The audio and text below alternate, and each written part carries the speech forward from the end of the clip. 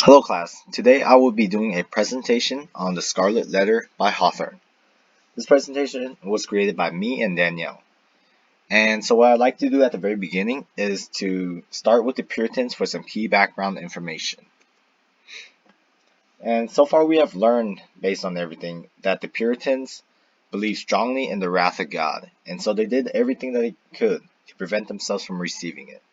Those who strayed from the faith were punished harshly and considered to be social outcasts. And a prime example of this within the story would happen to be Hester Prynne. Another thing was that the women that were pernicious were easily frowned upon, since all women were expected to be virtuous and educated, which is quite hypocritical, considering all things within the Puritan society.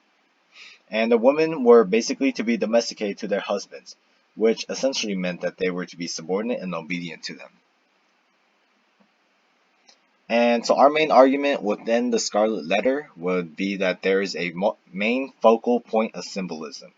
No matter the hardships, mistakes, or circumstances that one experiences, it does not define or determine that person.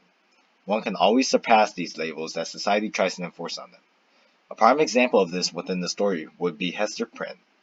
And one example that supports that would be the symbolism of the Scarlet Letter. It was meant to be a symbolism of ignominy, but instead it becomes a symbol of identity to Hester near the end.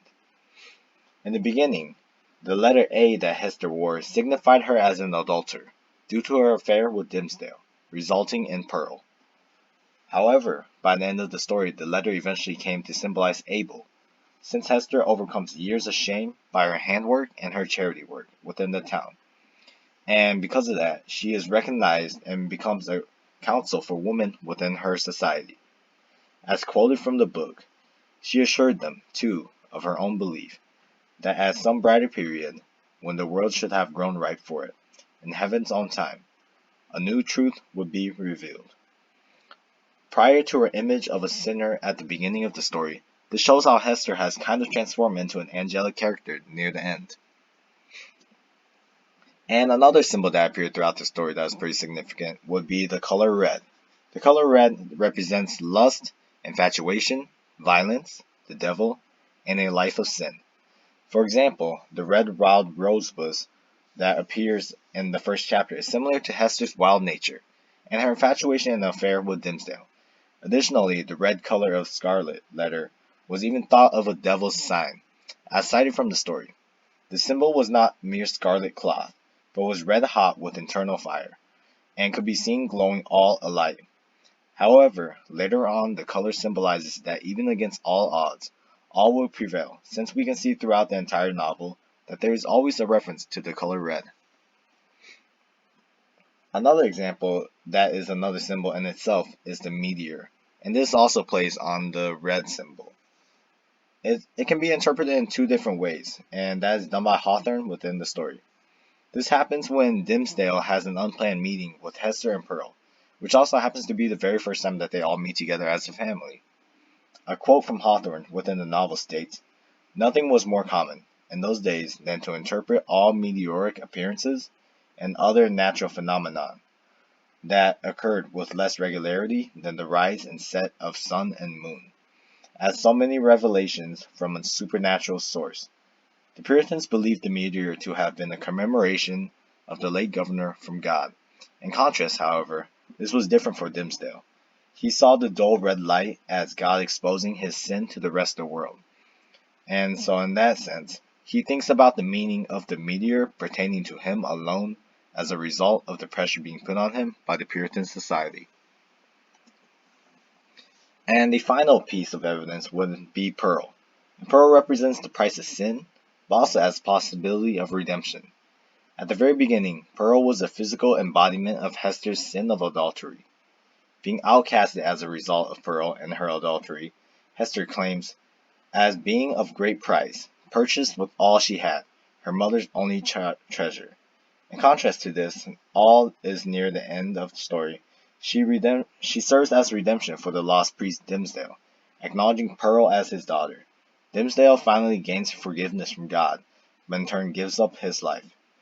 This is the most significant symbol, in my opinion, next to the Scarlet Letter, which serves as the same impression of redeeming and finding peace within oneself. And so, with all that in mind, in conclusion, we can deduce that Hawthorne uses symbols and the Scarlet Letter as a way to empower and showcase the people's struggle with judgment from society. And after all that, I'd like to keep one final video just to close up this lecture.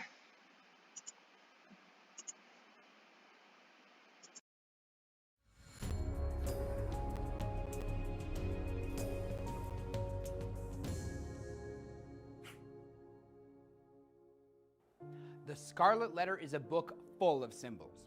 First, the prison door. It symbolizes punishment and cruel harshness, and is a literal entryway into the difficult world of the Puritans. The rose bush symbolizes Hester's beauty, wildness, and her ability to survive. It's at the front of the governor's home and is associated with Pearl, linking her to its vibrant liveliness. The Scarlet Letter A, which stands for adultery, is a mark of Hester's sin and disgrace she wears on her chest. By the end of the book, it changes into a badge of honor. The color red symbolizes sin, love, passion, vibrancy. It's the color of the actual Scarlet Letter, and Hester often dresses Wild Pearl in red.